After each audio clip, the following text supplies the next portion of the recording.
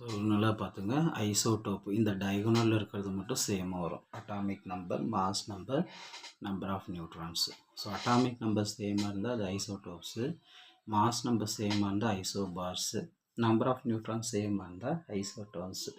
So இது ஒவ்வொன்றுத்துக்குமே ஒரு ஒரு எக்ஸாம்பிள்ஸ் இருக்குது. இப்போ ஐசோடோப்ஸ்னு எடுத்துக்கோனாக்கா 6C12 கார்பன் 612, அடுத்து 6 கார்பன் 13. இப்போ இங்கே பார்த்தோன்னா அட்டாமிக் நம்பர் வந்து சேமாக இருக்குது 6, மாஸ் நம்பர் வந்து 12, 13 அப்படின்னு சொல்லிட்டு சேஞ்ச் ஆகிருக்கு. So same atomic number, different mass number.